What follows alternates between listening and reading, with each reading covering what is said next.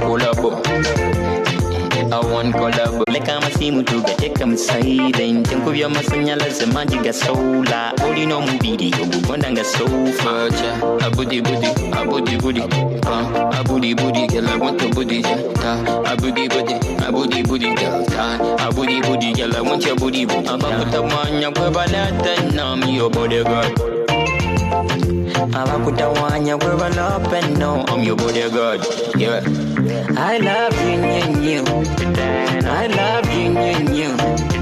You love my mama. You love my mama.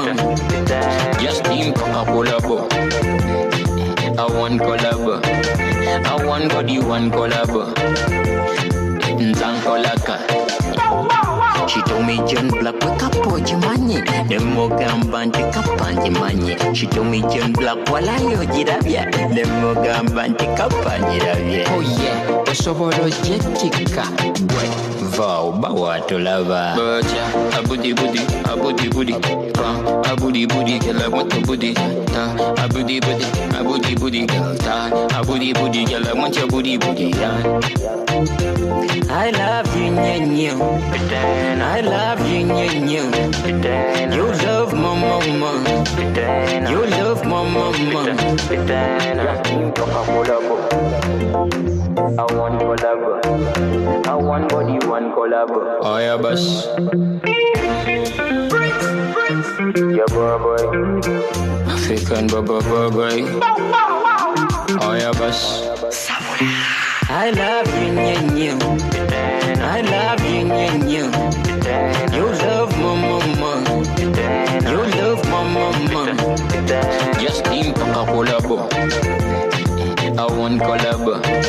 I want body, one collabo. Nzankolaka. Yeah, better for you. Over no need to be fako. Senteni na bayitabo. Oboline te yagala bwenko bakama. Anza sigana. Yeah, that you gonna. Yeah, she told me John Black wake up. Eminyeto niyo Uganda yanyica kare. Kurikiriza program Youth Alive buri Sunday shahi 5 mpaka shaha mushanju utunyo buhabuzi abirukwata mitwarize emitre obwegesi n'enshonga ezindi ezirikwata minyeto ari cyenda na mushanju katonyeze munana kazofama omshomesa. Okay, koreka yo omubweshongoro obu edakika 35 ya katano Dennis Kichamogwa. Youth Alive program kurgesha jidano kashamshanju twatandika makiri katugenzireho abwe enshonga zitari zimwe na zimwe zimuratsasire konko bwire stiro butwine buza kutumara kuganira nshonga zikombeka ihangari yitu.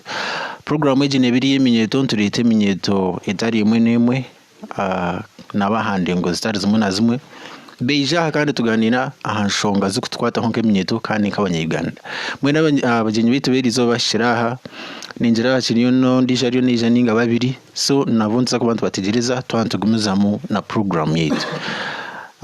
Niza kwicereza abagenyi bitu berizo babase kubamba tuyanjura batugambira amazina gabo ne bakora abakushoma batugambire ahe bakushomera na ne bakushoma then tubase ko bantugumizamu na program nabakira. Madam already? Yes. My name is Allen Nankunda. Okay. I do come from St. Catherine. I'm in senior 6. Yes. I do HEC submath. Thank you. Thank you, Allen Nankunda, St. Catherine. Ondija itibekanisa. I thank our moderator of the day. I'm called Ntuche Bright from St. Catherine Girls. Offering HDK stroke ICT. HDK? Yeah. History, divinity, then Kiswahili. Yes. And I take this chance to thank you for calling us. Yes. And I take this chance to call upon listeners to hear our program because it's important in our lives. Thank you. Okay, thank you too. You said you are in Nduhuchire who? I'm Nduhuchire Bright. Nduhuchire Bright. Okay, thank you for coming through. Ondijo, My name is Kabisha Patience. Kabije Patience. Yeah, from St. Catherine Girls. Form 6 Arts, offering LAD, stroke ICT. Lad. Yeah. Literature? Literature, art, divinity. Literature, art, divinity. Yeah. Hawana vile combination now. Kabije Patience. Okay, niwetoka kwakira. Ninjereka twakire omukuru dije utinaha nawe ogno mujinyi witu utosha twini na waha sewe katwa kwakira. Weri yebare mnonga mukamanje rizoba wandeta nabo rujungu. Urujungu rwa leta mande rizoba. Tinga tuza kumaraho konga tugendera. Sure. Abaturikize. Yes. Abari aheroko nango bwire bwabira. Yeah, otashota bamwe banyebirwe. Konka habwe byabireho nabyone bitwabire turumu. Since then uko ubiyotakizire ku sure mbere ntakoto kiraha. Konka finally nija. Finally. Amazina niraka nkaburijo nko kunabire ndikwende kandi ndikwende guma pakamina. Then situmuramye n'izina Obama n'ikikubyo. Kandi wahererukira arukushaba obushagiki narisho bururu hantebe yo bwa district mayor youth councillor. Kandi weminyeto batayibanja heroko batire mu stamp bakikerezana n'ibyanje nebinashabire nebinabagambire. Hatita zihindukire. Wero namazima hati wotatira ka honorable noba wariyamo abampiro bururorukwe. So you should actually. Okay. Yes, mwenu ndi Dennis tumuramye Obama kandi or councillor w'iminyeta ha district tinki ryo kubwenda kore kandi we hati yandetinkara but I hope for the best nintekateka ngo buri kimwe nikija kugenda kurungi. Yes. Kandi habwa topic yeri izoba niyo mshomesa amutisha by profession physics, mathematics ha St. Mary's. Yes, kandi ndi coordinator wa Uganda National Students Association district ya Kazo. Okay. Mweni byingi tugamba career nintekateka ngo wa choosing the right topic for the right people or the right people for the right topic. I really hope for the best. Nashemerwa kandi njya kubeyongera mwe bari mnonga. Webari mnonga niwe Dennis tumuramye honorable councillor witu weminyeto ya Kazo district kwija ni uko gabanaho nebigambo bikutombe kanke minyeto yihanga. Omwana magweri izoba mwawuro mu studio tinimba students omwana magweri izoba ndasibize habo bwiri ntwenda kwebuza ni bintu ki ebyoshemerere kuba nogendera what to consider as a youth na mnonga minyeto abakiriyo no bashoma ninga sheminyeto abakiriyo harurengo rwa hansi na primary by the akubanyowe ngatekateka ngo nimbasa kubeke kindi I was in P5 nubo namanya ngo ninza kuba journalist. Since then I worked for it up to now. So ninyabuza ibo munyetari yogwa ni bintu cyibeshemeye kuba no ureberaho ninga ebyoshemeye kuba no gendera ningo consideringa tingi muri nyankoro wakuchiha yoje konka abashinga ningerano bawo abacinga bagambireho n'abatashinga. So ni bintu cyibyoshemeye consideringa one choosing a career. Career ni kimanyisa ki? Career ni kimanyisa ekintu cyo kwenda kuba konka professionally, like no yenda kuba doctor, no yenda kuba lawyer, no yenda kuba journalist, no yenda kuba omwebembezi w'abantu nkamnywana wanje honorable Dennis tumuramye, no yenda kuba teacher, no yenda kuba cyone cyo kwenda kuba ejo niyo career. Mbwendo wano choosing ebintu ebyo kwenda kuba namunonga aba students abakiri no bashoma nibintu ki ebyo kushemerere kuba nota onkora ningashi ombiteka tiko wano choosing niki cyo kwenda kuba kinyine nibintu cyishimiye kuba no considering ngo mara magwitu kandi nintegatika ngo no muzeire igitopic nene mukwataho aho kuba umwana yana choosing cyo kuba still shimere kuba nchikwata nko muzire kuba no manya cyabankiza kumuyamba umwana ubwo mbwenu ninjira ntasisire wire ninza kwashira abagambe bitu ninza kutandekana Madam Aline Nankunda abase kutebiteka tekubye then tubase kubantu yinjirayo nibintu ki ebyo shimye kuba no tumunkora ori kuchoosing career yawe twakwachira. Okay. As Arya said, the topic is choice of choosing a career. Then we are saying, what do we consider as students or as youth when you're still in your youth age? What do you want to be in future? Which career do you want to go? And we do say that a career is what you want to be in future, what you want to go on, what you want to take up, what you want to be, like that. So now, as I myself, I do Hague submath. Hague Swahili geography. Yes. Okay. For me, my interest is in Swahili and also economic submath. I'm all much interested in business. All the same, in Swahili, I want to be a journalist.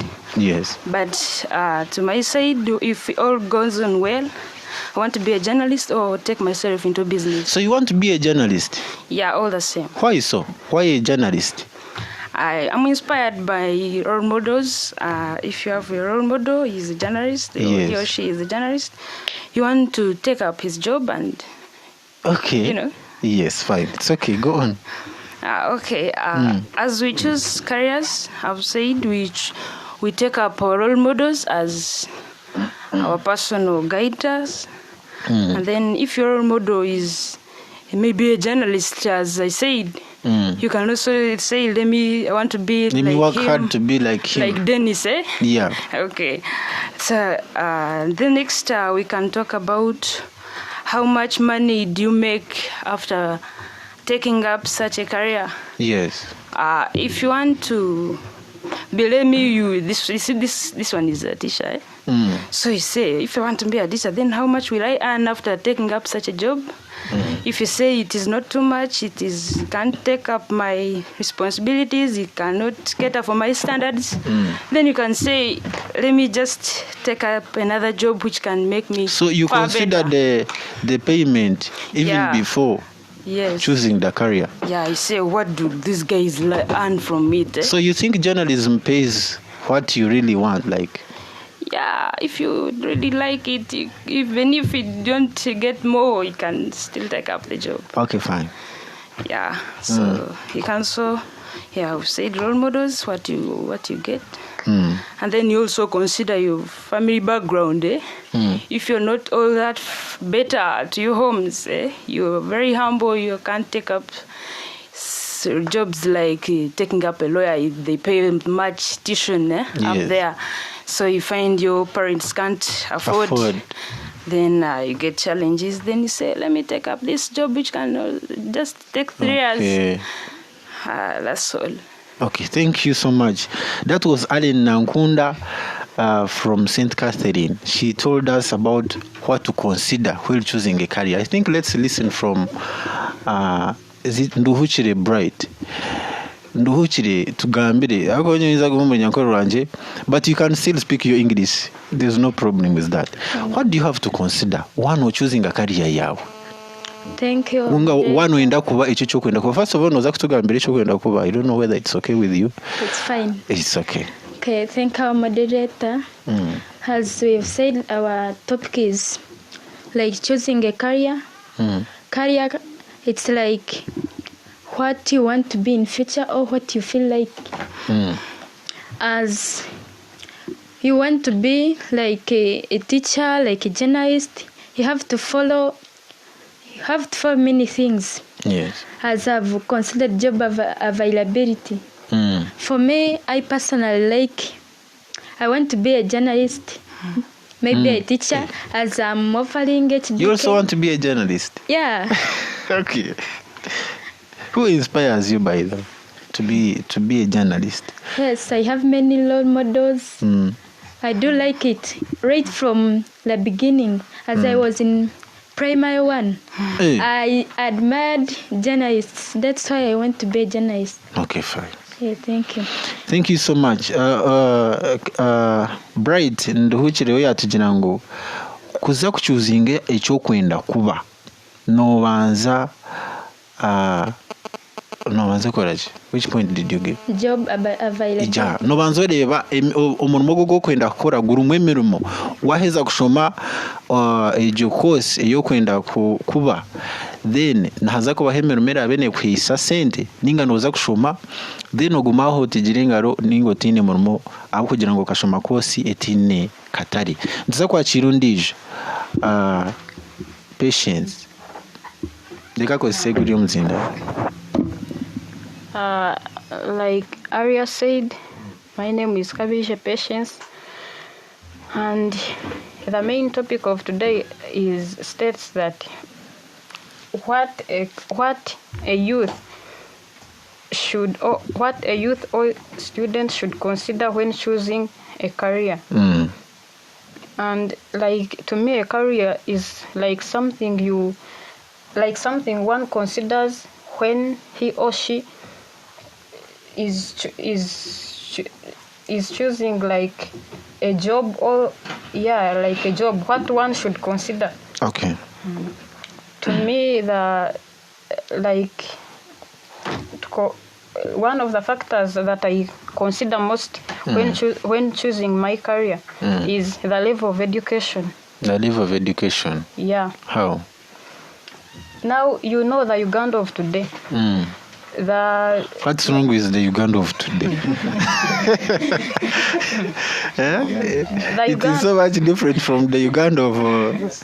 Okay, let's go. It has completely changed. Okay. The Uganda of today, most of the jobs when you want to get like a job, these days the most considered aspect is education. Yes.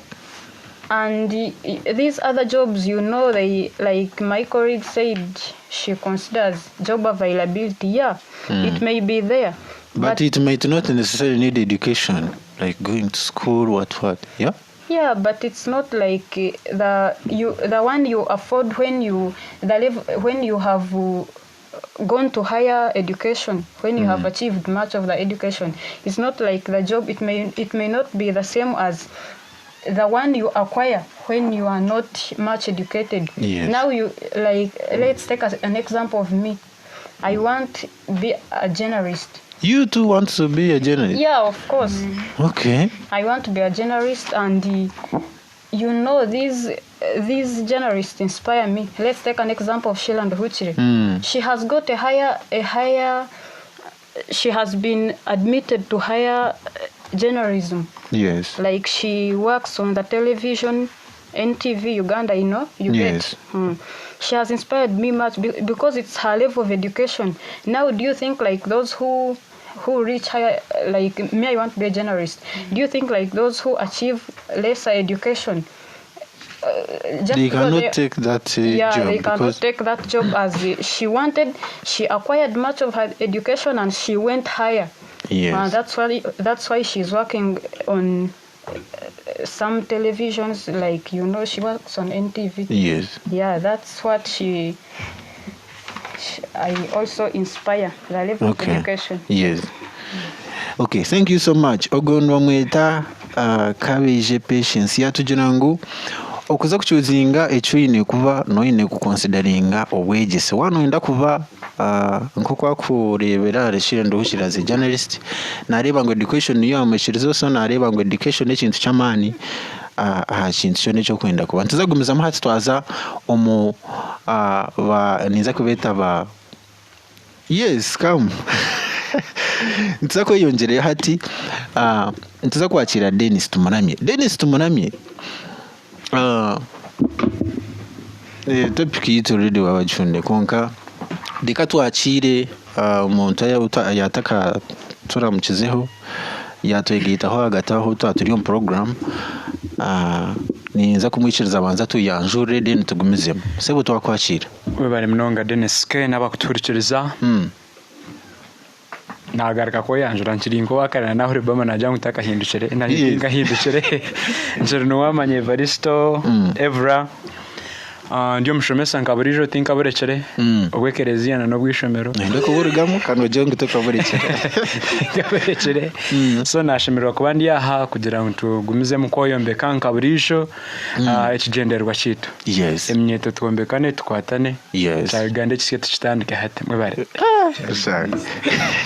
Uganda empya anyway topic niye jwajihurira topic yituriho tukiganira n'ibintu ki omuntu byashimiye kuba na considering na munonga iminyeta abakiriya rurengo rwo hansi abakiriyo no struggling ku findinga ikibakwenda kuba bamwe no shanga no mwerebe ngataka maniri cyakwenda kuba n'ikintu kitari kirungi by the way kushanga uri yaho abamwe nahindura combination y'emirundi 5 oshago we just ari yaho nakora konga tukirungi kandi mbamyango baticyazima ishurungi abari hamwe mu guiding abana at least umwana atandishira harengo rwa senior 5 ekice at least abe namanyongo ni shoma kubeki cyumuyambe no mu kuchuzinga combination abo kuba binje bamwe n'abahindwa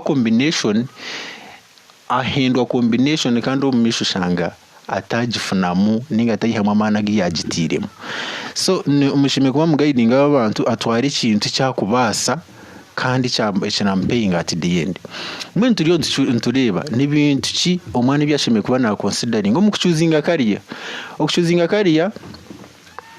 twahereza professions nyingi kuba teacher kuba lawyer no basa kuba carpenter no basa kuba journalist n'ibindi mwe n'ibintu omwana byashime kuba na considering na munonga hati nkima bashomesa mwana muhabura abiji n'ibintu ki obyashimiye kuba na considering kuza kuchuzinga course ninga combination harurengo rwa secondary niza kutandikana Dennis tumunami then wanyimanza kwijo wawe Everest Dennis twakwakira ninye nakira umurundo gundi very good topic. Yes, you see one ngoko washobora abantu ekibeine kwetegereza what people need to know outside there. A career nekintu ekyo kugira ngo kuba kureba bagira ngo ogu no mutembe bagira ngo ogu no mushomesa bagira ngo ogu ni doctor bagira ngo ogu nurse ekibaru kweterera and what is good no kugira ngo an individual, one person can have more than one careers. Yes. No basa kushango inemyoga narishi orukubasa kweterwa ebintu byingi. For example, tureba politicians who are lawyers at the same time. So give an example, wareba nka road mayor Elias Lukwago. No ija kumureba nka road mayor, he's a politician. Konka nyuma yineyo konka nyencha kare no ija kumushango mukoti. Yeah. Lukwago and company advocates are representing a certain individual or mushango X. Personally ntagire nangu no kuzahare nko muntu where think agire hare politically konka at least ndika politician akato konka ka politician akachi konka one shango mukirasi uri kwasire choka I be very serious. So no wasa kundeba, you may look at Dennis as a teacher, you may look at Dennis as a politician at the same time. We've seen doctors saying ka Dr. Chris Baryomunsi owekitinsa, you look at him as a doctor and at the same time as a politician. In other words, a career ni eche chintu. I mean, you when bakweterera kino okorachi.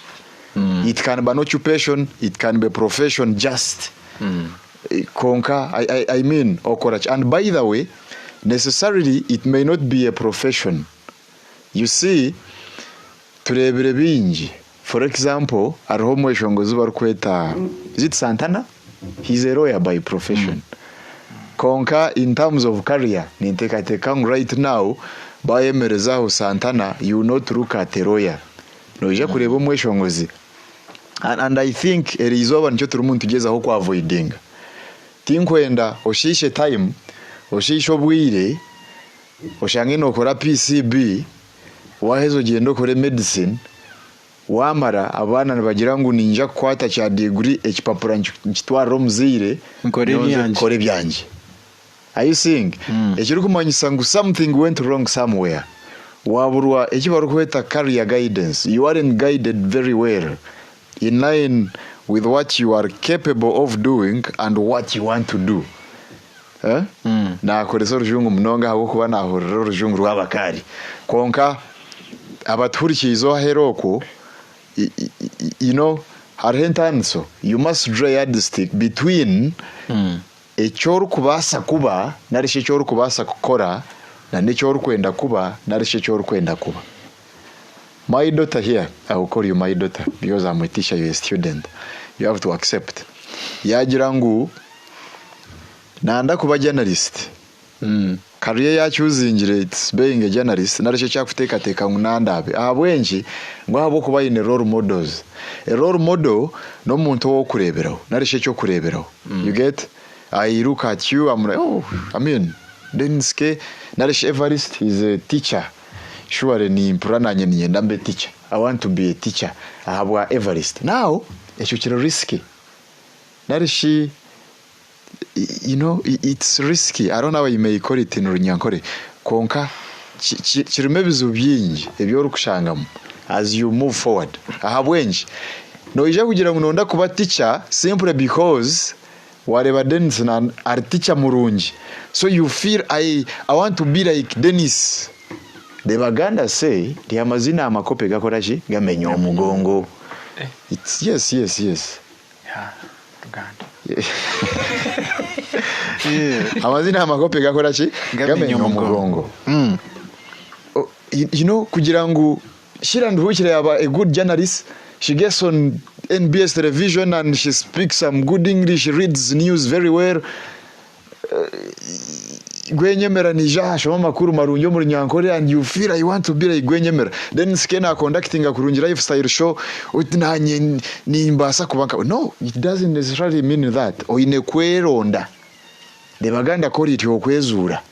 You need to find yourself. That is what's most important.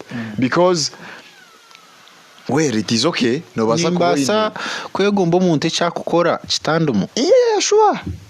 Personally when I grow up nkani nkunda kweshongora so very much.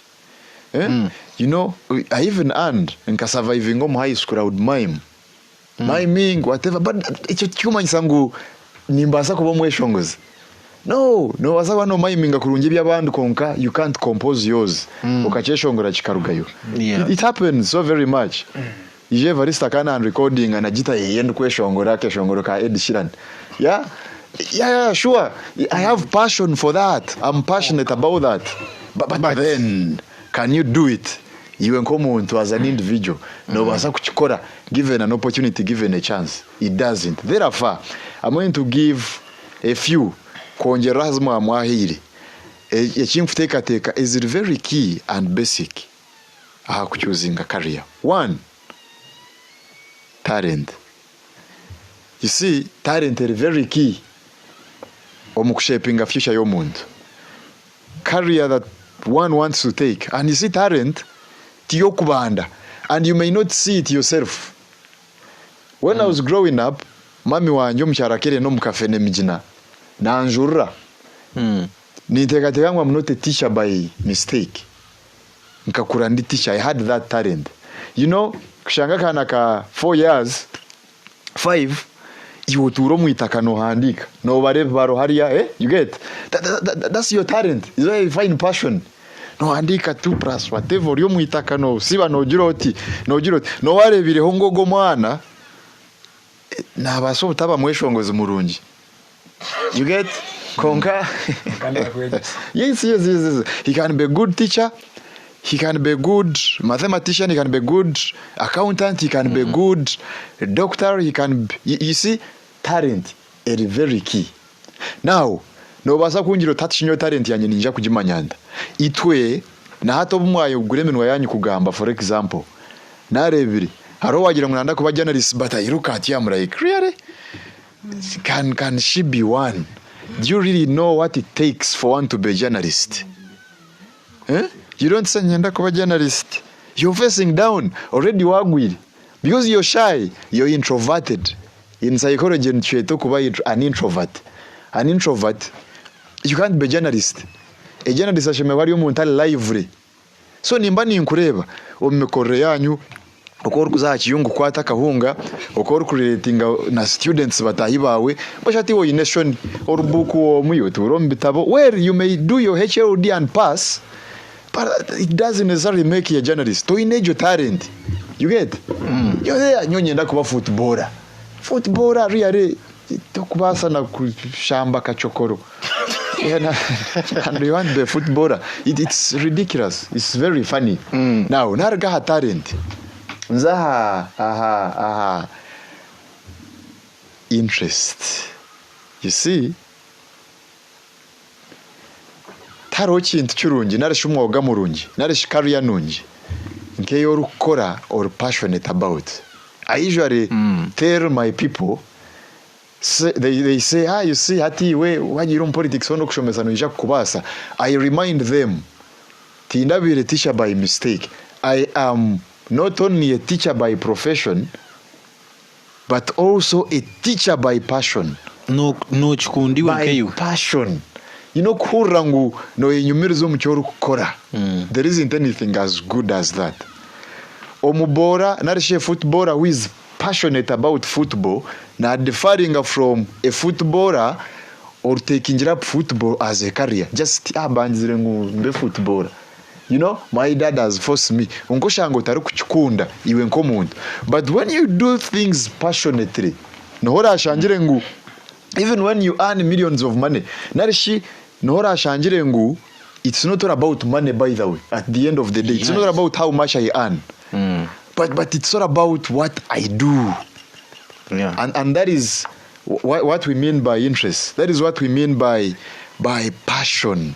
You're passionate about this. No yeshanga wa movingire mountains. No korane yota koze. Yes, okongera hari iki cha passion kugira ngo o choosing career icyo kukunda utagendira habye sente. No reba abamwe abakwa praying government nabasa ku choosing career are passionate about. Ahike yuba muhendijo. Ajikore let's say ya naenda kubanka ngaroye yashikaye bamuha education naza kuba teacher no murumuna basa no gufuna by the way konko shange na shomesa bingwatire ki ati nabasa no kushomesa imyaka 2 ninga gumwe abirije mazo business yese byakabikora yashoma konka takuchukunda. Yes, exactly. Wanyitegereza kurungi nimpamya arabari yahero ko banyitegereza. You see, interest, passion, what are you passionate about? It's very key in choosing career. You sit with yourself before you say I want to be a journalist because Dennis K is a good radio presenter. I want to be a teacher because Everest is a good mathematics teacher. No. You enkomuntu no kunda chi. Where do you find your passion? Naruga hari yecho point ya hamuheru ndukureka chirinju mtayi wanje akatahamu. You see, after identifying your talent, after identifying your passion, now it comes back to your personality. Iwe nkomuntu or muntu chi. What are you? You know, inkokuna nagambire turagire ngunonda kuba journalist. Uwahangirwa nation. Yes. Naturally, you're a shy person. You're an introvert. You're introverted. I mean, bateri kide cyo kuri yiwe niwo kwereruka. Tugenda bakorera. Yes. You don't stand out. Yeah. Teka noija kuba making a good journalist surely at the end of the day. Wasanga abantu bakugira nkonga noza kubibasa. Very good. Ejo ne beginning ya umuntu akubana ineshonga akubana saka konkiya tibe bya kugira mbuye ntato ko ni mazima nembera zawe hona noza kubasa ibyo bushomesa usange umuntu ineshonga yawe cyo nakubuza nke tukatureba abana ahitwa shomire nitwe tukashoma abana ahitwa shomire you like nka obi wa primary hati mukija mwatambura mwahika nka ha campus urebe mwana na taking nkaro kibuza really ogwa ka thinking twice kani nkumanya Everest kanashomere ni wo mu primary really ro no ije kukibasa really so oshanga ngu people make mistakes ningira ntuje kurebana nabi kuretera abantu batafuna careers zabo yarishe biri ku affecting abantu in the wrong run one of them twashireyo no ije kushanga ngu abamwe they are forced to be what they are yo pasanga no ijo mu studio konka otera kishangora kamwe babyama mukaje oribo muntu use something and it happens nangu no bwakwija hakazo FM wantera ha staff ya Kazo FM ari umuntu undi arebe nkagira nti really you here really kugira ngo you here by mistake osheme kubori nka manager somewhere oshita no taking nka records ori umuntu ibigambo ni bice is introverted ureba konkangu I mean okay let it be. So take note of the three things I've mentioned. Okay, your talent before we tutaka funde munyano witu Evra ahanshonga yo kuchuzinga kari ingambere ho n'imyito bingi nimwe kamwacherebere kirya ko kubuza umwana ndakubaje mostly the youth and those who are in high school they will tell you they either want to be a journalist. Most of them they want to be journalists, they want to be pilots. I don't know courses konka bingi. Actually the 90% of the people I talk to, the students, they tell me they want to be a journalist.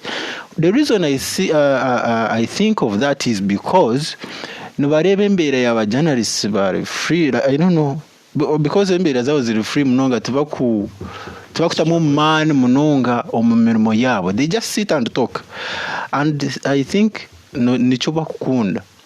And at the end of it all oshanga umwana ogo yazo mu kindi ahamwe cy'abana bakunda ebintu ebitarukwenda then at the end oshanga batabifuna no kwifuna. This one ejo kubanze cya journalism, you see turiyo mu era ya era electronic. Facebook, WhatsApp, Twitter, Instagram, Google, YouTube, and whatever. Now, stories nyingi ziri trending. Journalists, whatever. You see someone in news. So someone is like, "Nanyenda kuba celeb." A celebrity. You get it? I want to be celebrated. At the end of the day, they get it wrong. Kwa kureba the whole world looks at Shira and Hushire at 10 BS. Like, wanange, how I wish it could be me tomorrow there. Samson Kasumba, man, I also want to be like this gentleman here. I want to read news the way he does it. Now, echuwa no gamba. Harumuna na wrong perception. You think... Then Ske just comes and sits here, he talks and then goes and he earns. My friend, Tukochiri, I was sharing with the station manager last time. Me and we to training in Anyana. At when you know Jacob Vasa, I want to volunteer reading news because I'm good. I can do it. Yanyatona no Jacob Vasa, Yashobor. Nyatati kangambiri ati noro muntu arikushoma makuru shamushanje ati nabarira almost because you must get stories, you must sit here, you must update whatever social media pages, you must write, you must do whatever, you must make research. Akora biram. Yes hati yoko kwija shahi 5 orukuzo mu youth arrive washanga denske ya hari ujoti guy yotinanye kunimba nkogo oyebwa kumanya nabasa kuba na kujyandana no mukazi watamurebero nganijwe mutamwine nobaza kushanga nanamu nyina ninga mukuruwe ninga bane bakara hakurara kare bataka murebere for the last 2 days abo kubaturaha aturo munanga. So oshanga bana bine limited information on some careers. They are limited. Nebarebera hanuya. I can be celebrity even when I'm a teacher. I can be. tubine ba Semaganda. Semaganda is a teacher who doesn't know Semaganda in Uganda. Chana utararabire mu ishomero. Yes, you can be Dennis. Okay. Okay, fine. Thank you. You can be Dennis. Anyway, interesting. Ila chikaza mshanzara kumshiti ya mkaga Dennis kecha magwa program ni Youth Alive nyine minyeto aha nyine students ba St. Catherine Girls aban ari na nkunda nyine nduhukire Bright hamwe na Kabije Patience. Then abitware bitamuka bahabuzi bitu beminyeto berizo nyine Dennis tumuramye ubwo ni kansara kandi no mushomesa then nyine umwami Evarist nawe twamureta muko muhabuzi aba program age kutwongerera bitwaganira nk'iminyito mbweno ninza kwakira Evra wase kuba nuyongeraho webare mnonga Dennis K the lifestyle papa man ataka guzere jampani njara karangwe tubakansha shoso bantuma baturikirize nintwara guno mcisha kusima ready yajigumana teka onke mnyeto nabagitandikire ahabwe nshonga yobwire nyenda nkose akagishaka njirenke buzi kumi ebina posing iwaturikirize wano basobahandike akwa ni mangu twina abana benje bari mu cyare shahezi abari kwetaga kwezura nariyo atakamanyire cyari ijo nkabaninganira no mushijo mu yangira ati I realized the kind of priest I was going to be after my third year. No museminari akanje ati nkamanya umusasedote one nyenda kubabwa nyuma yo kumara imyaka 3 museminari. Kimeza ngweriye abanduza katakamanya cyari gukora cyakwenda.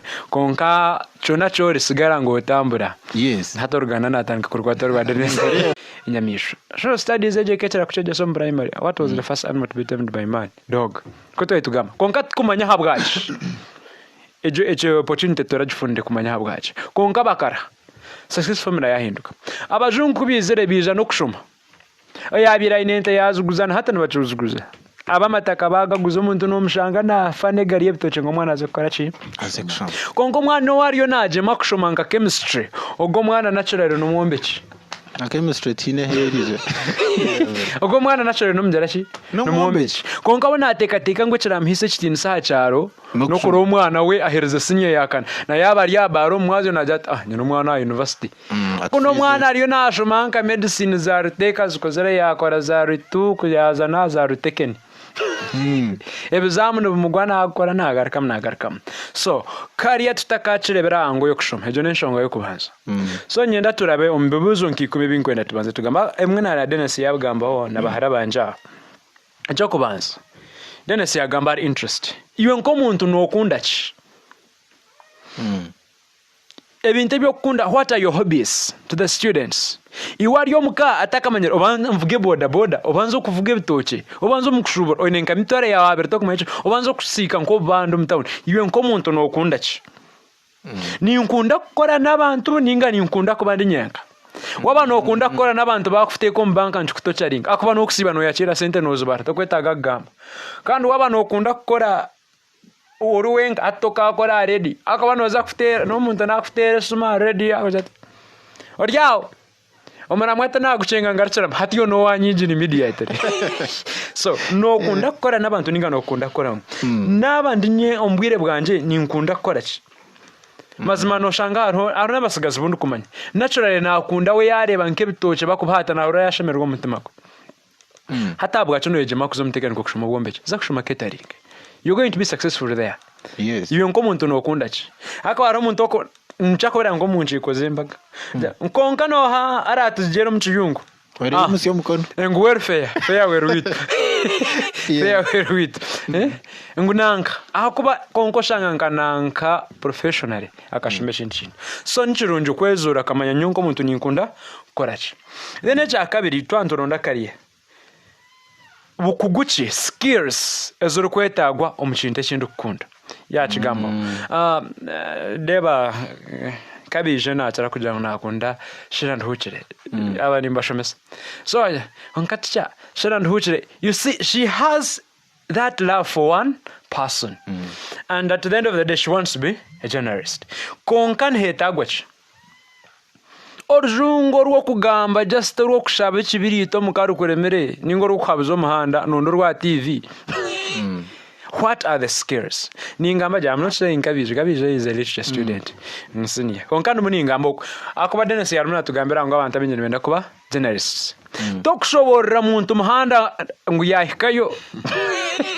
konkano ndakuba journalist so nichirunji kubanza tuwamanya nhetagwa skills mazima no shango umuntu wabo binente konka wo kwa kureba amasha ahura yatamu konkana ja zente nezanje oryo no yekoma habintu konka torukora ki torukubukunda how do you wake up in the morning and say I want to be a doctor konka no kushare byara kukuremere hona shora orashemeza umuntu wota what are the skills needed koko bano manyiwe ngo muntu cyo rukunda wagarika wareba skills ebintu nibitambara bright aha no muzano mpira wamani ebikope bitini ngo msen kaseri njanka munana nwaberesere konka skills zaine namazima can she become a professional footballer when obgane ndakuba journalist Okweniari, Bright is one of people who are free. Nizako sababu nyinako wanabundi kuturana. Yes. Aruko basa kuganir. She can be a good journalist. She can be a footballer. Konka skills zesu kweta gwanizi. Kwa kuzomchisha ya kumaresha eda chikache endano ra. Konka mwaza kugama nasa kusikia na nye. Chakari. So, skills zesu kwetaga. Then nyonko muntu, what are my talents and strengths? Oguya gamba talents. Hatu wanjiro nimbasach. Nyo nimbasach. Hariho umuntu okushanga nanugana naturally. Mazima toka haba receptionist. Yes. Toka haba office. Hariho umuntu okushanga naturally nagamba kubi. Iwewe. Hariho umushijawe najati yerindo kutasi abakazi bakwe maza nawakana agamba Uganda. Atuwe wari abashara abayombi. Hatunuwimuka ngo mukashesho jatu konkashi kamtantera mizo arayakubuza ndetapo ningedomora. So, what are my strengths? I don't want to kujati nyo abantu nkejemero moyo kukoro wire buringwa nendema. There are people who don't work on pressure. Yes. Toka akora pressure. Yeah, bergam. Wamteka byo ya nachere kanu kwari toka yehindure chori. Ari umuntu akujati nyo weni nkunda kushangana nabantu. Ningo umuntu ari kukunda kujoking. Hata umuntu ari kukunda kweshunga nkiwe. Nukunda kujokinga hivyo. Okay. Kare nanda kwenda kwegamba. Abakunda kweshunga. Oshanga budachika wari takabaga serious na yine point serious na ajeretero mwisho. Nyano wanje denden. Ninga nka denden. Toka atura na kabaka. CDO. Akubori yawe nande bintu bebiri serious. Hatko kubona oringa nka orayaja. Konka mwante mura. So ikintu kiba cyakora ki? Chafu. What are my strengths and what are my weaknesses? Personality ya chigambo munonga. Oryo mwebembezi ninga no kunda bakwebembera. Hari abantu akujati. Ogo nacho basa. Boda chika nabaja bataye mukono nagwihayo. No kunda kwembera ninga no kunda bakwebembera. No kunda kwatanisa nabantu ningo ryo wa competition. Kandi bona nebetagwa. Ari umuntu okubasa kuma mukora nkahama. In the staff. Washanga magarage nenda nanka kuye yagura empare. Nanye nkore ki? Ngure actually yagure mtware 5. Yuni zagure mtware 10.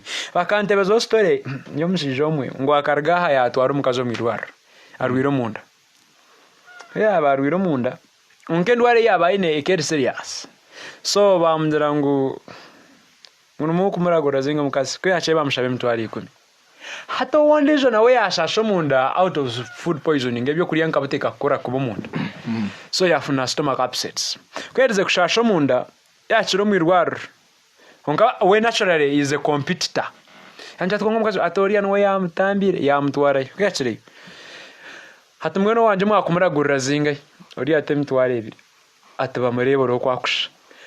Mukananga komuraguriye mtwari 10 ni mchizente ni mchiza sente ni mchiza motoka ni mchiza abanyabuzare weka wamuraguriye mtwari 10 za kama 20 just natural umuntu nakunda competing umunyetegereza cyo ndugamba yes ningo muza kujya so haremera kwetaga competition atesha is promotions manager wa Red Edge na yaba competitor na akora muji komuntu tarukora na bagenzi bitakachikora akubana bameda babinaka hamaha ka radio station noncenga hatwa bakeinire wogo konkori yarukora n'abana naje kutera renja assistant planning akoreta muka segment akashamunana twabarabya hegari akubona cyo nakunda gukora n'abandi. So what is my personality tinguza kujiga munongo gwe yajigambira arebe ntebe kwetaga creativity kuba generous no itaga kuba creative toka ba mushomezo tari creative konka arebe ntebe straightforward mazima unozo mbanko te ochimanya ngusente zimbasteka zinbazabara batakunwa kwiza form period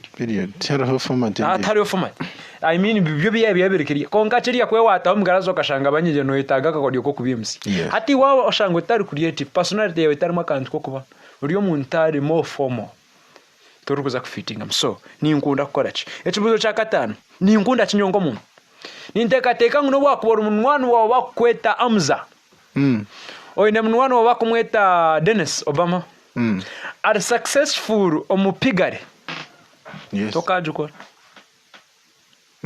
because you never feel comfortable there and at the end of the day twajankariya n'ikinde cyo korobwire buringo bwesho no ija kumara mubwire bukwinganisha njumeza ngo basa kutwere emyaka yo 30 munsi emyaka 18 kajumara no ronde cyo gukora 15 bakubagambira no byakorema so you are living a stress life. What are my interests? Nyoni ntekateka ngu omuntu I mean my values Dennis uriyo muntu arukunda music mnonga I'm using Dennis kugira ngu namshanga natera music tukugira ngo nimanya mnonga namshanga natera music nyo values zanzazi zo kugira mutindiri kwenda kureba umuntu no bamujuma I respect humanity nkachi ngo muntu hati tinka aturana no muntu arukutinka akora program eri kwetaga kutera amabare anjenga ebintu kwani imporara program kwani ankati karakata ebi byate byo tinka akora chi tukakora personality ya values za stariyesh harimo ndakujati my value chitin sa change so toka ngombwa shoka joti nyenda kuba professional MC ninga kuba mweshongwese akuba pen patroners akora bye hegari wayine byarukunda wena win nwaji iyo no wizo ryo msiyuti zawe niza kushanga ikintu nochitera konga nchikwatwa audience nchi so values zawe nichikuru dene meromero na shangare nchichia na shobora bahurichirisa emeromeri inkai arhomwe jakadera kandi twenda kuba pilot som primary action yom primary nshika bakambuza ngonda ko bachira yabachiwe nyoni nshika aromshija yizera katubuza ko bakamanju manguni nyiragoraza nkana ita mirwa munyora ko jinko nyamago yanana kuzira so nonda ko bachi emeromero sezo muzakaza kandi tkom primary kandi twenda kuba pilots konkenyo nyuzikabura so ncho nahende mbiro mhinje so konkemeromero ho debe shahezi oil and gas industry mu Uganda eriyo ne kora konkater strong at the end of the day waboringa nkom hatori no basa kuchikora of course mshagurho konkankana agambira bahurikiza nto mu 21st century twinishitweta umugisha it is preparation meeting an opportunity and the bigger the opportunities the bigger the luck so emeromero ogeya jangu sometimes it is not all about money chia sent kongo mwe sente nzetagwa bantu maka sente niketagwa so how much am I going to make in this nyoni ntura life nyowena Dennis mbasa abwira winji nchaka kuvuga n'abasagazi ba boda boda kujata nasiba ndinka master abwena namanyisha ngo yasibatine konka oshango mwana wari kuvuga no wa master omukazo yato no ezo sente zona nzorgo mushayo ya master so there are people who will feel uncomfortable yana akoromo mu gutine sente nyinji konka nyona Dennis nyowe I think nyondi mushomesa nananye ne sente nananta zini ndio mushomesa no. I find joy in being with students in class. Kana mwaka arona na gwaza gama personality. Hatugota kubase byo tokuturana no ko mu class yo oshanga ugamana ko mwana okumona akoreba ati wawo ryo tare abahangirwe no hurra bya kutama bara waje gutanke bitabo ninga wihamuke sa twatere bitomi. So how much do I earn? Wabo ryo muntu arukunda sente zakoronda career zizirumu sente nyecho mbe ninda president yari yakwedesa one of the TV stations arukogira ati first field abakoronda sente muzomu agriculture anduka masho agriculture actually akoze cyo kurebera yagira ati abana banje bona bakaiza kare kushoma omwana omwe warukora mu government wakunda mai abana bari mu agriculture kamasho business. Yeah. So abakundemero arakaje ati nyowe oba kweshongora kuri umusente oba tukurumu ninza kuzo mu studio recording ecesho cyo $5 ukari video ya millions 2 network oba chitero kasanyo nakwarashi nashemerwa. Oba ha radio mbajara ngu ndara bandira ngu ndara radio ebero bibiri ndya gukora program ninga ndya gukora preparations bamba mpa million emwe ninzayo nonchenga. You'd rather get denied konkoi hamchi send so no considering your love for money. Finally, why do you want to pursue this career? Abwachogo mu rumono ogwenda tashin kwenda nacho abwachi nunda kuba journalist ebyo kuja Obama yatugambira ngo akubana nka role model wanje nechi nabasa kubari echo konka mutarukushanisa personality nabasa kubari echo mutakushanisa values nabasa kubari echo konka mutarukushanisa area of interest nabasa kubari echo mutakushanisa rukundo ya sent because at the end of the day twena tukora sent tumara kushanga kushemeru so abwachi nyenda kora mu moko mwe bare mnonga bampurichereza nibye bebe nabani ntekateka ngutushemire kwemereraho kombecera byabande babatugambire kwezura nimbasa kora chi obwire buringwa ndukufitasi. Okay. Thank you so much. I had some clarity mkamanje aha cha sent. You see ninja kutana ho na Kotisha Everest and my brother here. You see taro career ngu ine sente ziri like sealed kugira ngu since I'm a teacher all teachers never earning a less. No, there are teachers even around here abo kugira ngu a month they can earn more than 2 million. True. There are teachers abaruko aninge mitwara ashatu ana atano. They even teachers who earn mtwari 10. Yes, like the journalists. Arho nawaza kushanga twena tukora Kazo FM. All of us do work here. Konka we earn differently. Kurujiraha, you see it again goes back to personality and passion. You see, when you're passionate about something, when you're passionate about teaching, nichikuyamba working extra hard, you walk an extra mile. Kuba creative and inventive, okareto buntu obutatwiremu. Kugira ngo even when you're a teacher, or inakatari your own market. Abo kuba tokora nkabandi.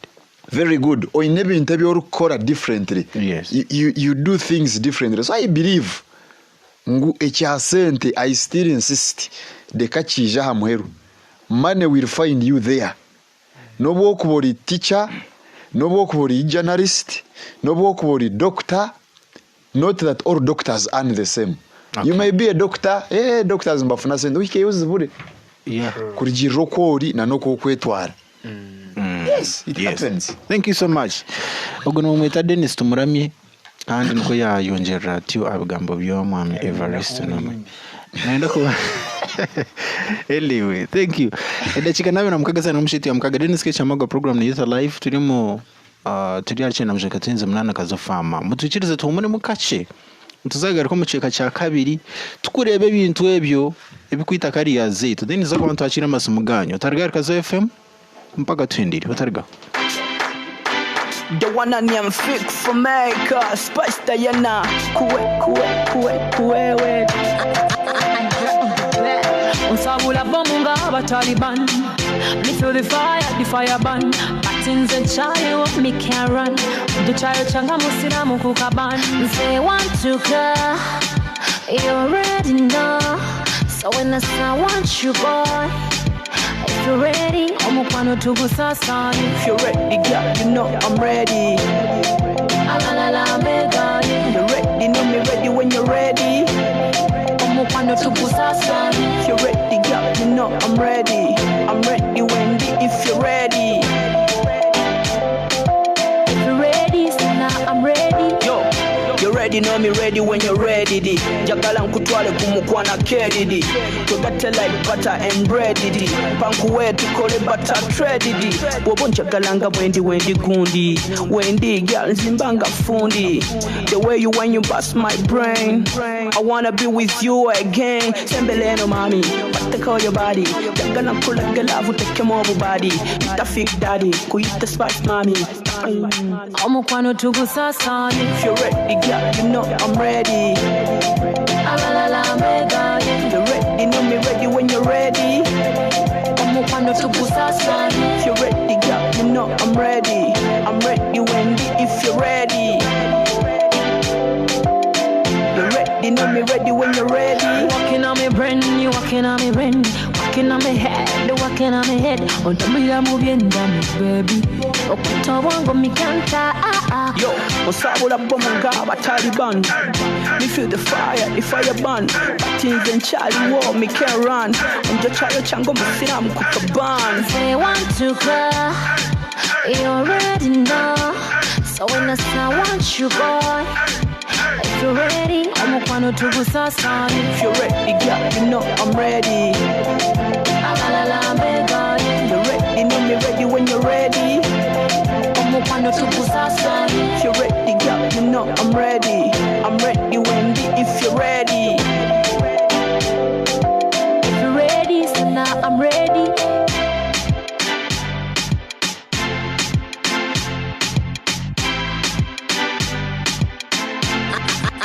I'm back.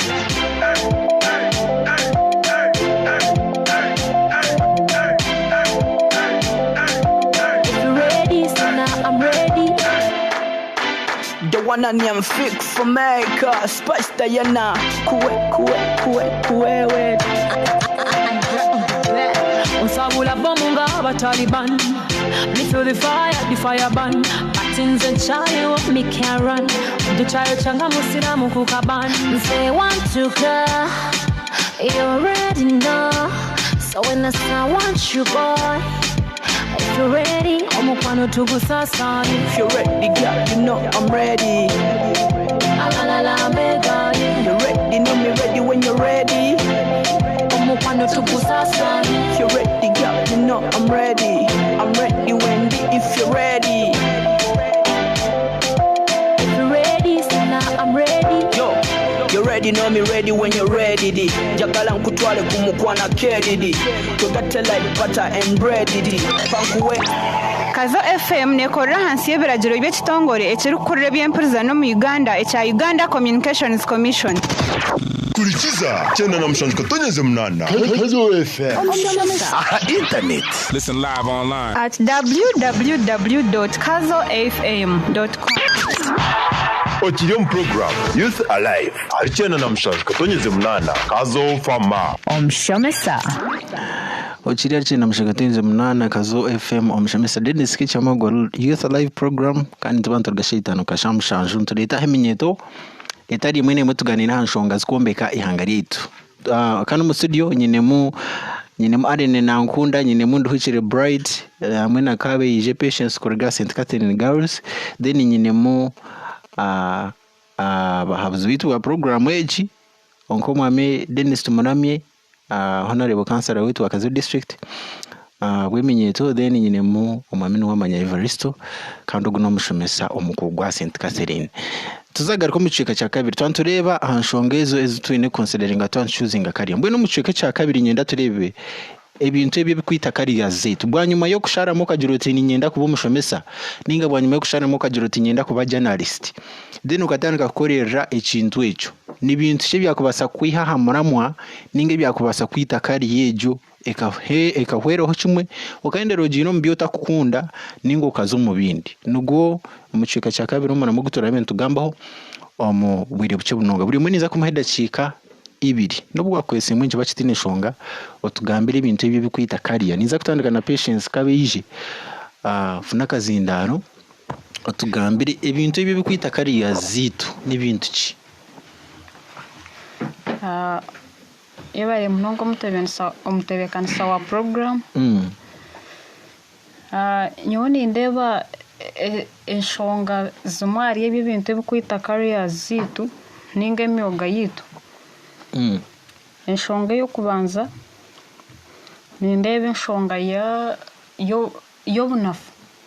Laziness ninga which we call laziness in English.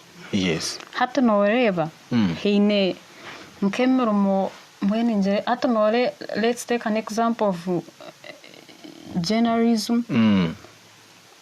Hati nk'aba bantu abakuba like the journalists yes omushanga they most of the time they are always at work. They are mbwene nichenda tichikwenda ngote mu bunafu ninga cyo ine kuba so obunafu mbuyita careers zitu to some extent nubujita okay oshanga nibenda tubakwenda mu bunafu kungana basa kuba munafa kintu cyo kwenda akintu cyo kunda cyo kwakora urukunda no bunafu sometimes hino okushanga inejo weakness okay oshanga na chikunda kunkomuru aine mu bunafu mbwene na chikunda na huro mutima gwe chimurumu kunga agachishikiriza aine mweshonga yobunafu aine mwechezo cyobunafu hato shanga most of the time chaptera no ma journalists most of the times ni bantu bakora karibu yomo shanga aini chakora kama kuru najera hato woshanga umwe cyamuremesa yananda nkomurumu omushanga bambinga nkamurumu oshanga hatiyo nkadene soko ko yo program ya Youth Alive oshanga no banonda iwowe ine honka program ozombiyawe ozokore byawe oyino bunafumbwe ntinyine gazayo after all hato shanga umwe cyakoretera bakubinga nkamurumu abo bunafu bwawe ekinde kinkureba nindebe nshonga ya poverty obworo obworo nabwo nubukurekera no yenda it's an obstacle itself hato noreba nka some jobs hato mwe nole like those people of agriculture hinaba aba kugenda every September they take some agriculture people to Israel hatten ba like every month I hear they earn 40 million. Yes. And kuza kugenda kushashura sente zenyine kuza kushora kuza abroad kuza Israel oyine kupayinga 10 million hato shanga umuntu ari interested that interest ya agriculture nanda kushora nanda gwatunje sente nkeza abandi hato shanga background it's not good enough hato shanga umwe cyamuletera ejo weakness atine ho kuya sente konka hurumu tumagwe chimurumu nawe chumuletera aboboro gwa chumuletera yabura to reach that destination he or she wants. Okay orukwendera ninga wahendera omkwendera nani encouraging abahurikiza bona baturire ngo twejumbira umyoga tumanye kiturikwenda tutehamana gitu nkitwe yes kureba ngo twatunge kiturikwenda bwen tuteho buri kimwe cyone kikubasika kureba ngo twashika kiturikwenda na tukareba na kiturikuza we bari muno ni we bari ubwo yabari kabeje patient zo wanduhukire bright ibintu kwita careers zitu n'ibindi baramutebe kansa program yani ndayo ngo kintu kimwe hari ibikwita careers harimo limited documents no shango muntu naenda kujangu kunda akore nyenda kuba journalist either nyenda kuba teacher konga shanga omwe oboro bwamwita narfame background ya kuba nargam hoshanga tuba kubasa kwa affordinga kushika extent ya kwenda kujangu nashemera nko kuba teacher narti hoshanga otiyahika no basa kuba noenda kuba nkaticha chikuforcinga kuba otine documents konka noenda gomurmu even byo kuretera hava mu oburwengu zo mwihanga bribes and house squeezer noenda kuba minister toine documents ekintu zakuma enchimayisa noza kubanza o bribing ozam office o bribing bakwereze omurmu ekityonka kinkrizingire naka corruption omwihanga ryitu ndirenje affectinga omuntu kigarika ki affectinga nihanga harmuna tribe differences hatino basa kubori nkomnyankore no otwire norondo murimo gubuzire orgaho zenka kare mbona hariyo abantu batakushanisane iwe tribe nka orjaho ze koranka Buganda oshanje nka staff let's say waza kubanka ticha staff iwaza kuza noza kushanga bona bari abaganda uri umnyankore oronde no ufutandikira haburi oshanje uwe nka cyakwe affectinga ohure watamwe kushemesa kwawo watamwe kuba ticha ebyo nkambya ku effect mbya kwa affecting then finally ni ntwara mujisho kwebaza baturikize wafibora neri sibura kiriya Webare. Noza kusibura.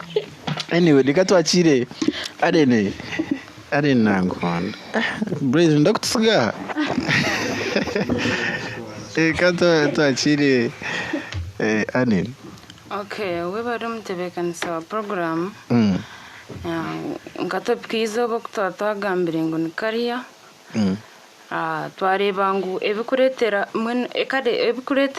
omuntu ataachivinga ekyarikwenda nyoni nyindeba ngu nza kubanza kugamba hamagara gaitu nk'abantu abamwe nibasa kuba nenda kugira ekiyaba ninga kuko ekyarikwenda kuba konka abantu bengi bateganisibwe endwara nobasa kuba nonda kuba piloti ngo kumwamwagambire konka shanje wagira endwara zitari zimwe na zimwe zitakwikiriza kuza kuri yahiguru oshanje nibagira ngu if you are suffering from this or irege endwara you don't qualify so icyo nkiretera abantu bengi baburwemera umuyiba kuba nibenda then ninzagaruka ngambe ahakye kugira okushashurwa esente nkyahamurumu nimyenda kuba umushomesa nyenda kuba doctor nyenda kuba buri kimwe cyone kindi kwenda kuba konga noshanga nyenda kuba wena nkejumbiremo I want to be so you find it ngo kumwamagambire y'abashomesa bamwe mitwari 10 mitwara 2 really oshanga in a family really noreba ngo tikurgamo so umuntu najya nyo kuba umushomesa nka ihe mitwari 10 yakambira gihozo mu bombeje tandike kwinga ninzagaruka ngambe ahari ndukhendera ninzagamba risk abantu nibende mirimo y'amani people want to be engineers.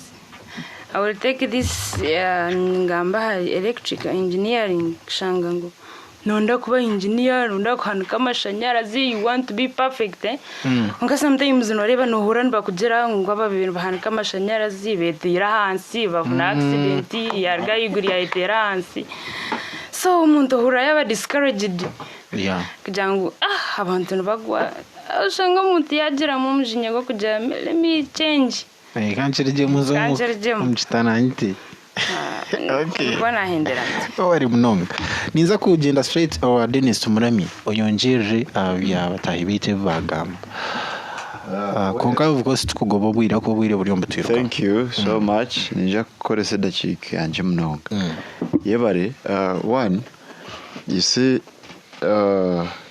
yes Dennis Tumurami ngo mazina once again you see waba no yombeka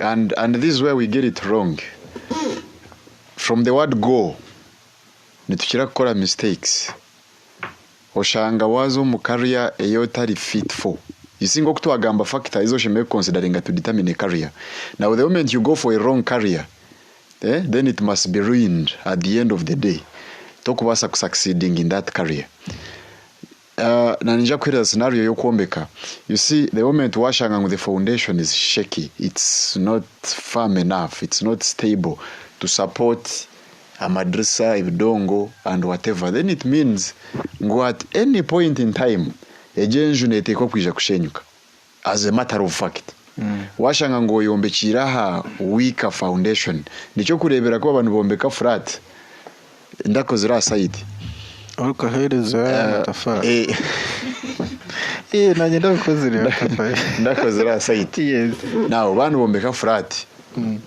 nabarwana batimba deeper kurebuka ngo foundation yargayo are very strong yes nabataya amabare mingi that gravel the concrete barebuka ngo bagikora very firm kugira ngo ahiguru it is okay. So ahiguru in most cases it doesn't matter.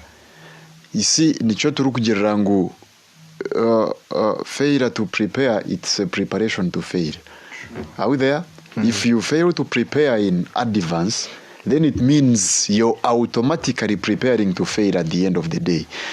Washangangu from the word go like I had said career you are choosing choosing to considering the factors we talked about. You didn't follow your passion, you didn't follow your talent, you didn't follow your interests, you didn't follow your skills.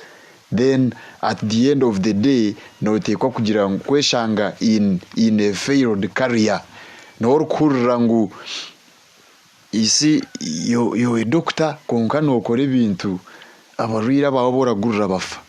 Ibintu to kubikoraje, you're not a good one. And you see, that's what we should struggle to be. Abana batabarya. Rebuka ngukachako urukora, you perfect it. Kora bori omutezi wa fine art. Bajirengu Kazo kutera je fine art noha. Ni Master God. Sure ni Master Andrew.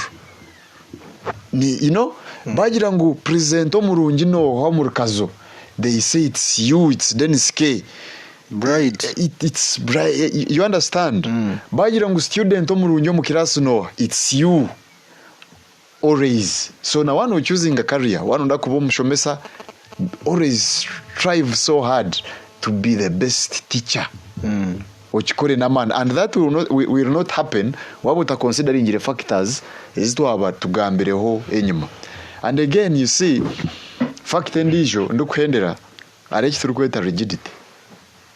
Kushanga ngu you have a fixed mind. I must be a journalist. I must. Yes. Hey. You're very rigid. Abakugambira sherembera. Mshawe kana shot to kubasa really. Abana. Turebere minja bakuti discouraging ngo tukaremera aho tukakitera. No, you see. Uri akoreba ngo tokubasa evaluation. Yeah, sure. Tukugira ngo kwaragira cyatero hikeno yiruka. Deba nyankore have saying nibagira ngo hinkore yataka kumu. Oh? Natekwa ku even nabasa kugira cyarugaho with time. There's no smoke without fire. Though sometimes it may be there. Umurono basa kuguraza gutaka kirego nga smoke be yizire. You get? Now, whatever your teacher, your parent, yagira ati kunka mwana bya radio ko takubasa. You go to school, your and teacher so discouraging people here. No. Your teacher akakugira ati konka ko tarakubasa. Ni wewe ngo karemeraho ukareba there is no progress. Then obeno umanyangu something went wrong. I don't know that you're Are you okay with that statement? Kugira ngo umuntu yakugira ngo ekito kukibasa then immediately tunagira ngo umuntu nagira ngo abantu. It may not be one. Nicho kurebera nakugira ngo your parent tells you Dennis you may not manage this. Kurigiro kwa kuzire na kureba because twatwarebere ngo talent is identified as you grow old. Talent is identified. Very good. Now after 10 years, after 2 years, still muno just how forcing that thing. Your teacher tells you konkechi no wasobuta kibasa nangurugana na hari yecho. Personally, my first choice career ikaberi engineering. I wanted to be an engineer. Amashanyarazi webuze. In electric engineering so much, but of course na civil and whatever. I wanted no to physics school now, you know. I wanted, but along the way, na shangayo some stumbling blocks where you may not no baso butakora ukushango mukaba taruko basa fees yo kutwara to an engineering school, but then you get rigid. Ni ndekwa kuba teacher. Even when you've gotten a hand, government ekakuyamba kugira max zo kozire bakagira ngo twakuhereza obushomesa. You go for education. No, you're rigid. I want to be an engineer. At the end of the day, no basa kufota kishikiro. You keep in your rigidity. Now that means umuntu tekwa kugira plan B. Etariye yinkure ya politicians yabambwe. We must be flexible. What engwechi chayanga immediately divert. Yes. No, not immediately. Okay, gradually. Okay. You can get to a related field. Oh. At least you're not far from that. Where? It's not the best. Chikande makando ichirize. You see, living in denial is the worst condition in psychology. Kujirangu. I don't know if you have such friends. Wakusinjire akaruru. But nyoto wansinjire tintekwa kunemera wera example yawe kare abamwe mbabasa kunkwata kubi konka kugira ngo osinzire shwari what man I'm not drunk you man you're drunk now when you live in denial bakakugira ngo umshawe engineering kugira nyoko nabaso butabasa kwera fizi no baso butananga konka you may go for education enyoka kubasa ninge government kwire you never know after 1 2 3 4 5 6 7 8 9 years you can change. I have a friend bamweta Jack, he was a teacher at St. Catherine, he's now a doctor, he's a clinician. You get his dream akananda kuba a doctor, that is what he wanted, a clinical officer, a clinician, but somehow somewhere ahagataho ibintu byashanke byaremo where they are rigid yagira okay I can go and first be a biology and chemistry teacher, but thereafter kugira ngo you don't give up, you hold on to your dreams. It is okay, I want to be this one day.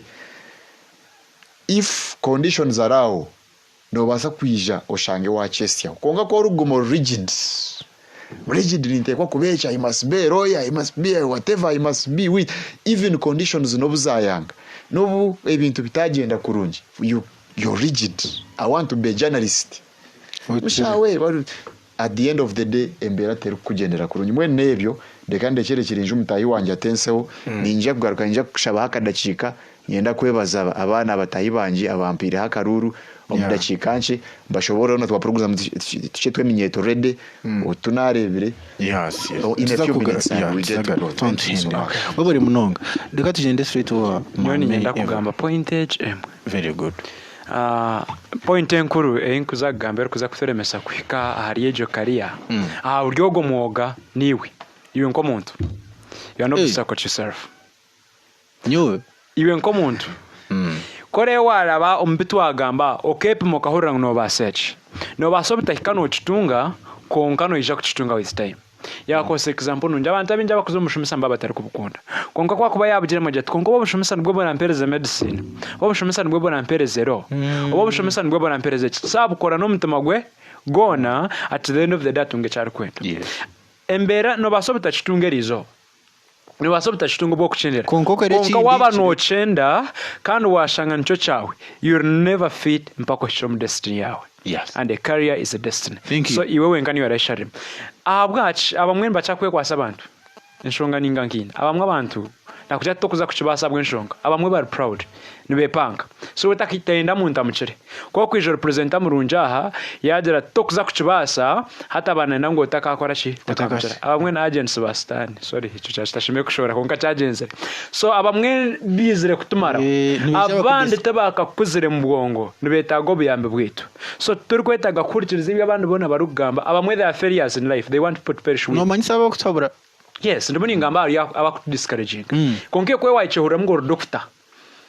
Orya yakuja ngutoko bus omwe na basafitina ngo wakumtiba doctor mchere no mweryo. Ninga amwe na agents bastan. Abandi they are failures in life tubakamanya kibari kwenda. So nibenda bokufana. So don't listen to them. Go through those steps ekutokutwazira baho especially as 10 omanye cyo rukwenda koreze kuchirabam. Don't die without achieving it. That is a life fulfillment. Kama barinde. Gwe bari munonga ogo ya Everest kandi ya concluding agenda statement nje munoga ngufu kandi precise. Katumbura mukajenza garika nesumu twakiriwe abaturikirize obo rukongera bitwaganira irizo. Otargar Kazo FM guma homba katwendire twena. Baby oh lover, oh lover, oh lover, oh lover. I say oh lover, say oh lover, oh lover. What for you?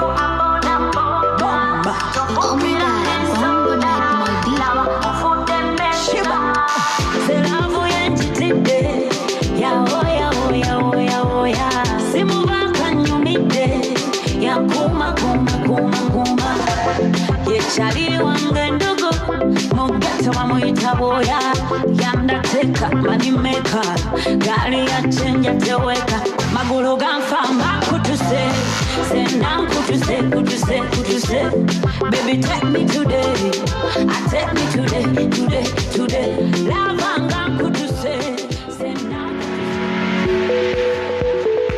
harimwo abashubuzi nk'abamate omwani aba wholesale aba hardware abakozi abari kutungira imishahara yabo mu banka n'abantu mwena abatwire n'umuzarushere hamwe n'ibanda korondo buherezo bwa banka hati tumwaketenga kugenda ngendo ndingwa obuhereza bwa bashikahishi wabo ina account Centenary Stanbic hamwe na DFCU Bank ijo mu town ya Kazo aha Can House echombeke kiri mu Kazo FM oyo tungira obuhereza nyamurungi twino obuhereza nka okwihayo sente okutayo sente account yawe okushashore mshoro amezi amashanyarazi n'ebindi bingi kandi hati twagaraka twakongereraho obuherezo bwa MTN mobile money netukutera sente ha mobile money account yawe tutsindika sente ninga tuyihayo sente tukakash netushashora amezi amashanyarazi omushoro gwa TV hamwe no kushashora school fees netubasanangwa no kuyamba kushashora abakozi bawe turikoresa mobile money tutayayira hari Can House rizoba otunje obuhereza burunjo bwa bank hamwe na mobile money.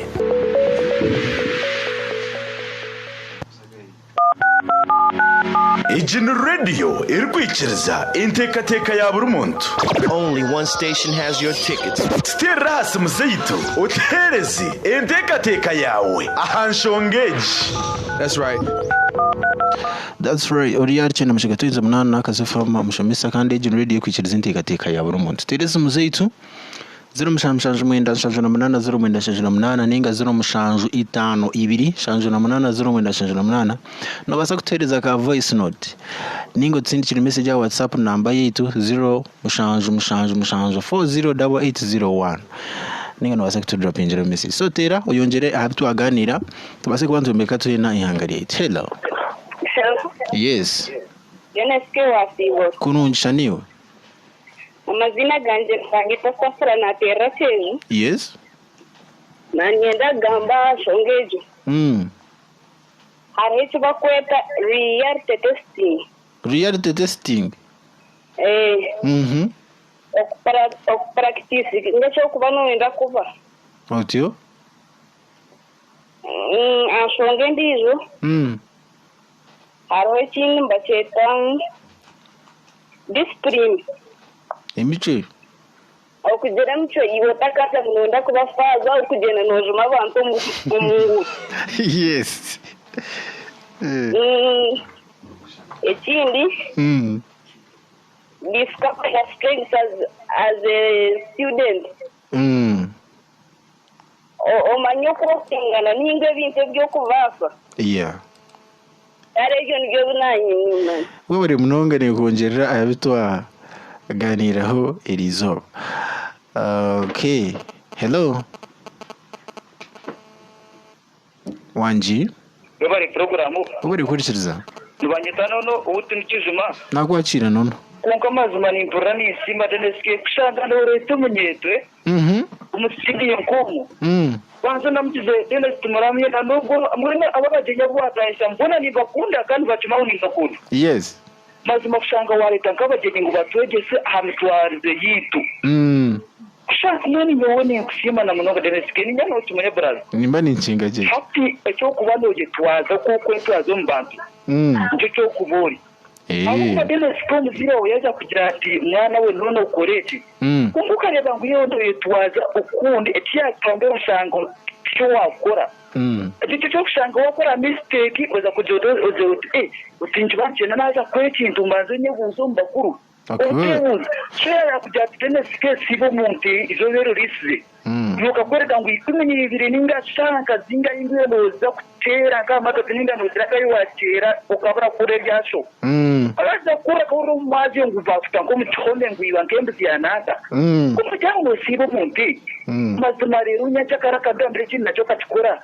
Ukikirza no kaje twuka muzeyi.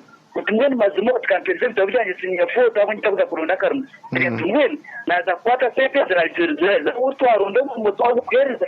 Ukufitera sho. Amare bajira umuzade tagurwa aza kurga mu video mu. We sinkiba rero kweta umuzade tagurwa. Wabari mnonga nono hawo kutensaje. Yes. Unorike kurga rwanyango. Nakwachira rwanyango. Ai, nisimo kumra magumi ni umstujero mu. Yes. Haza ati cyo developing town zabana. Hatko kwa kama ko mwihanga litomu, ole wangu.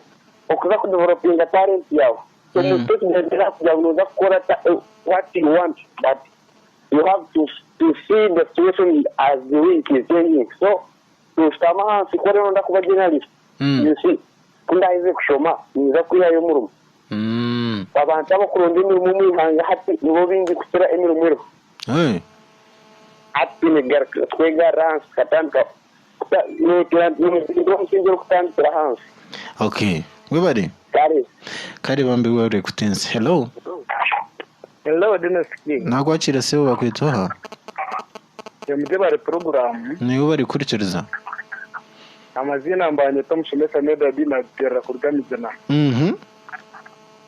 bango simere abantu abaryo program itani trari tumurande Dennis Obama anabandi bone yes so tukiyizo najikunda kandi nini umuringo go kugira ngo umuntu no somorga letse urga primary 1 ukika university to kamanyire cyo rukwenda konga twine consideringa ebinaza gamba hifa ngambe icyo kuba sabyona imparanta yo muntu neti kikuru abo kuba tokaba katenta utakumanya kubatera umusimaki kandi wagwega wanje kandi wayego kuba kugutera wayego bagutera na bikabiye kiri cyo kugana bono basa gutera usanga umusumaro gwe no gutikanya yes hati nyo for example yo unabe primary baba tuvuza ngo orya parati patu yuyundi yo kandi antindia umusomesa and in fact ekiroto sanje tikiterra ataho nizo cyo kweta dream warotaki so twine consideringa ebiroto byitu ako bekiroto ndize tukereza kariya so mwe bari program na sigarandi mera demusomesa kurganizana wabari mnonge wamhero hello sebo murire muza tudirije shani orize banyetanyi nebyona n'cyo domunya kakone ati dota itiriabana tukushoma bakaza kushongora keshongora tanyonkanchira kuja uninza kubanka makana ka hati yorichi konga kuna nchashoma kuna exchange zirubugarata na yinduru nyine point ndizo ati ni yoni shongwa atresenga presenter wa radio nyenda kujoinira journalism hati nenda kurgombwa makanika kuzumu radio na ngoro ko muredi yabo kuba kumfuriyo yo muredi ikintu kibanti semeza muno warayi kai anyway our Facebook Organometer doing Yajrati. Thanks K and the visitors you have hosted today in your live program. I think considering a career is a matter of what you feel will be an advantage to you in future.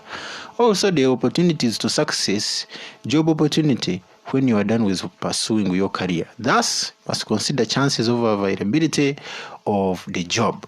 Ogwena Yajrati was a choosing a career banzorebe echora agihemu ahamhero nahawe Florence Yajrati. You have to consider age, level of education, whether payable or not payable, plus location. Thanks. Ogwenko ya chigamba agaba bedi Yajrati ndoho nsime n'abantu wabo Matthias Bamwine ognaho mushomesa Yajrati nsime nabo ino mu studio hamwe n'aba students agaba Bruce Yajrati une considering munonga obwegese ndio muri bihendwa munanura nomani yajatu we bari munonga abo program ndio muri nkungu mwe bari kuhereza ogo Helen yajatu ndompurikiza twakabana rwo mu studio ndeshene marketing ka Viper ranking nabandi messages ni nyinshi za WhatsApp messages ni nyinshi tuzarazikore habo bwire tuzagaruka mu studio straight away kwankabwa nyuma yaka kishongoro tuzagaruka tukhendera program ejo tarigari Kazo FM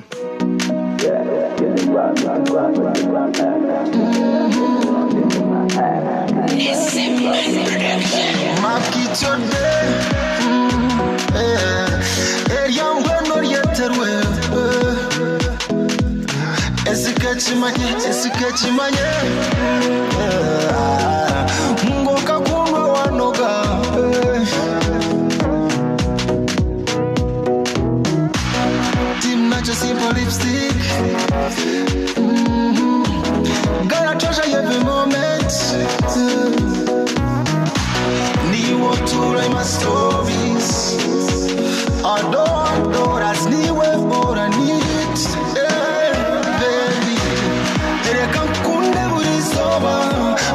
power source like soda.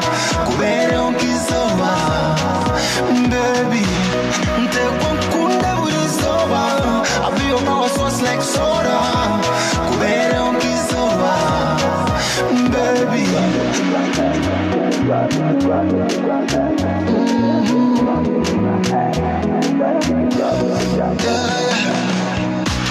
If I'm wrong, I'm sorry, mommy. Nikunda mpaka kamori. Otapi mapi mokunondi. I am your boo in a sweet love story.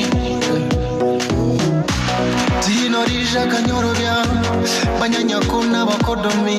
Mparo kunde sinzo zare baby kara na hair be my boy la baby. Tereka kunde burizoba. I'll be your power source like soda. Kubere onkizoba, baby. Ntekwa kunde burizoba. I'll be your power source like soda. Kubere onkizoba, baby. Imyaka yende jende, isho cheri yende riere. Hanyuta kangumeti, baby.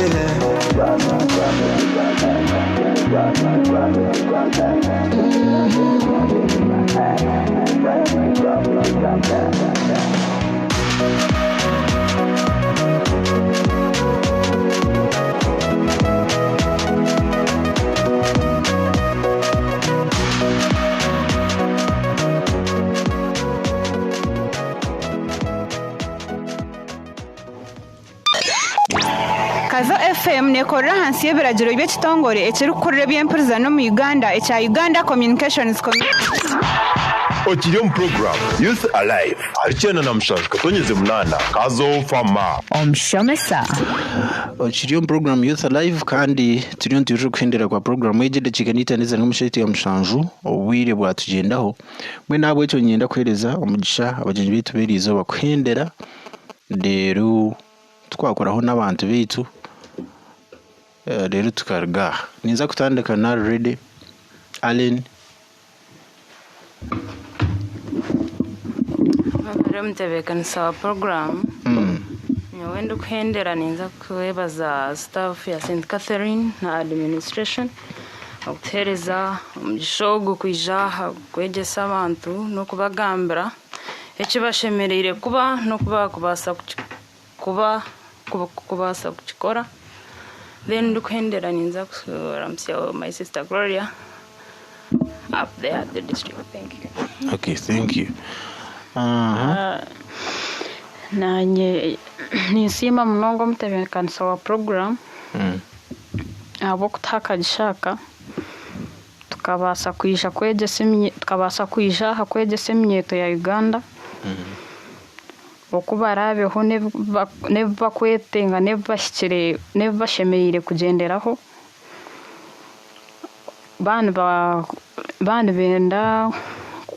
bana benda kukora emirimo ningashi careers zitari zimwe na zimwe. Sima na staff St Catherine Girls bebembirwe headmistress wetu omukunda Sister Provia abo kutwikiriza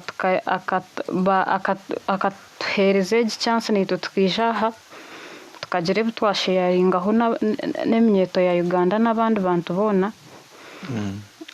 Teverwe na my most beloved teacher, of course I have nothing to say about him. Ogon wamanya Everest. Abo kubana ninjara even this English I speak it's because of him. I have nothing to say about him because he has been there for me till this far. Yeah. Mwebare mnonga. Mwebare mnonga niwe kabije patience. Ntuza kuzowa bright.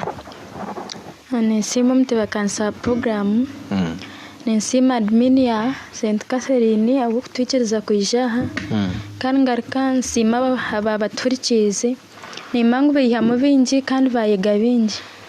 And I take this opportunity to encourage my fellow students to read hard so that they achieve their best. And I wish success to all candidates, especially senior fours, are starting their exams on Friday. Lastly, greetings to all the staff of St. Catherine the queens and all listeners. I'm Bright. Thank you. May God bless you. Thank you. God bless you too. Already bachirinjo. Okay. Kare. Webare mnongo mutebekanisa program nsima buri mwe yaturichiriza mwebare mnonga. Nyomwe no butuma bwanje bwa muherno bujangwenchi. Itwe nkabantu ndonto gambe bite bituri kutekateka. These are opinions. No ihamu kimwe kira kuyambe kira kombeke otakaguma nkokore. Otakawurichiza radio sha ibiri okaguma nkokore. It has no impact. Reka radio eje kujeche yakuretaho ekira kwindure. Rero ninyenda kusima abazira bina abantu mcharo mwe bareko barindo mwaka gona. Puriyemba jangu kibanza nko president yagambire ngo amashomero gagaruke.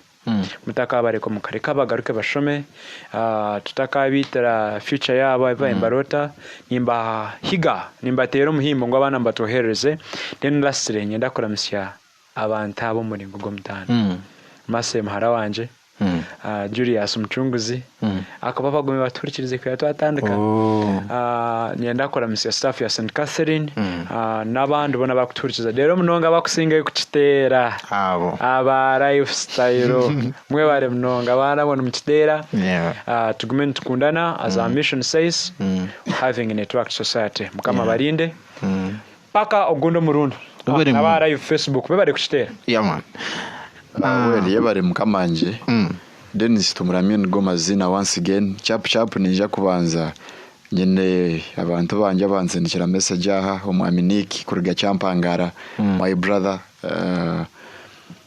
then mutayi wanje Robert kuriga nkungu yagira ngo abeje ba Buremba secondary school nabaturikize yes no shabine nkaka radio mudom tinkuma rokuronderezaho konka abeje ba Buremba secondary school abaturikize I think next time tuzakoveta ngo mwami Robert yes then mwana wanje Hope kuriga umugabarungi ward rwamanuma then na mutayi wanje Rita kuriga mungari babaturikize then of course nintegatema babaturikize nibingi mwenu nterire kirimi ninja kutwara kusima abo kubatinka kikoraga on air tukijaha tuhaterera abantu ndurungu batushagice mukije mwene nabo wasimbire nabo by the how was it chikagenda kitahizo bari yenye eri agaruru turango hakabamo bikabitanguhi konka mwene obunasingire isi kosinga ebyo byebwa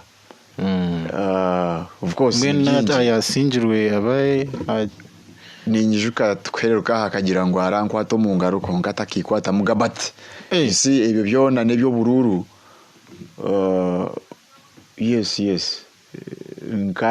nkanyo bitwiremu nimanye kiru kumanyiza tinka singwaga konka ndasharingiraho n'abarasingirwe yes ndasharingiraho n'abarasingirwe konka with time umuntu nayija kwetegereza ngana kugambira ngo unabenyese imbere na wabwa guild president Bishop Stewart by then my brother almost Christmas munzira ijo nkarga kumutahire mbaga kashembe best man ngane muri wayo kace konka abo abwa haitininja konka kandi yo mbantigana abamutahiro bugenyi so politics isn't war at the end of the day turi abana bato nimbaso nitubasa kwetsemba hamwe hati konka nyensha kare yes the same Christmas akantwira shirinje mitware 5 in this race you get so tukesimba hamwe the other side mwihamo mukago yes tuyamo mukago hati yija yan supporting in this you never know you could also support him in whatever he will be doing somewhere tomorrow so that's how politics should be especially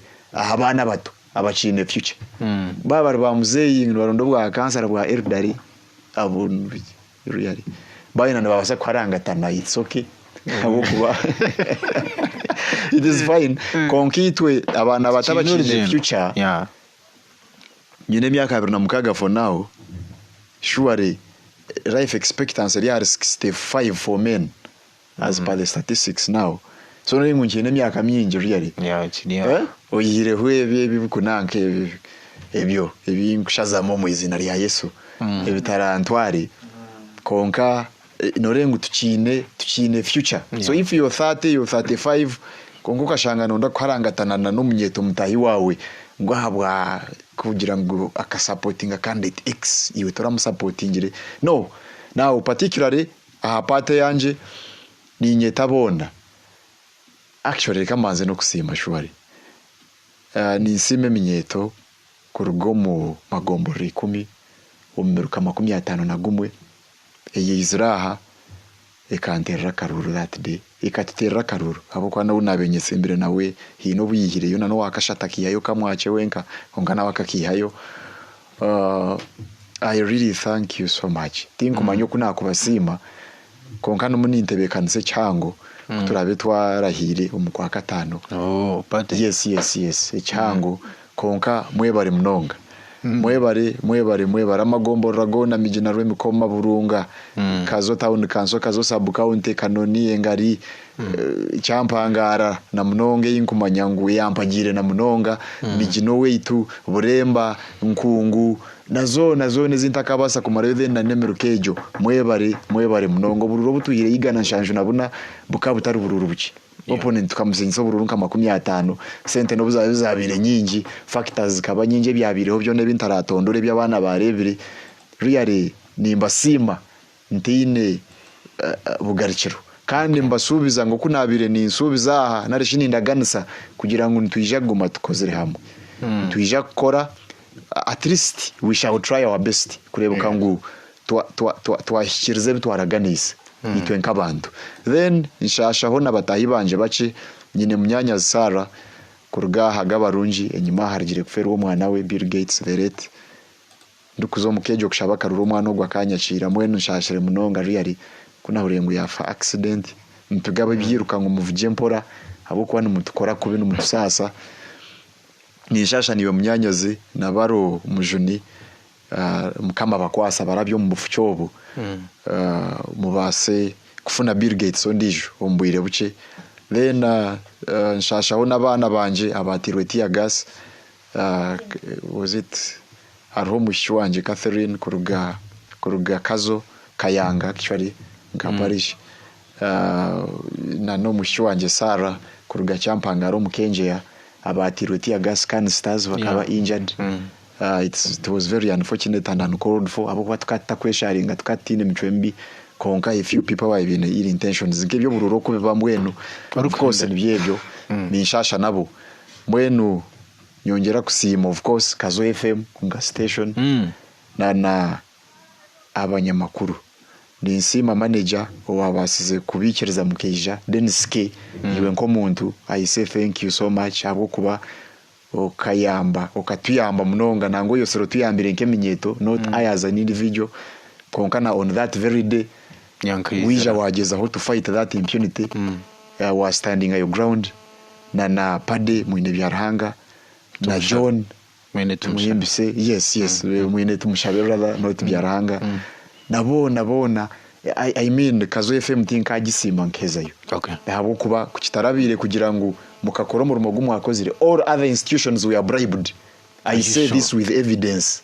All other institutions all oyireho Kazo FM kandi yonshonga habwenchi we got justice at the end of the day. Mbona unabona asasra ni nyongera kumuhiga ngo kuyakuba nabambasi zabampere berabo habo kugira ngo mukorira amazima and not even no mukarora keminyeto konka nangu no mukabakuru aheroko abantu nubajurira Kazo FM other radio stations interagambe mazina zikaba bribed omuntu argaha ku bribinga ojaho tanka kujuma opponent hogu tayine sati tayine mpare you know just because omuntu akubribingiri oshanga nohereza katwa omubantu kashobururu bwaho you get but Kazo FM stood by their principles at least nimbe barizahabwe cyo mwe nebyo mwebare mnonga mwebare Dennis tumuramye Obama nuko narebo kansa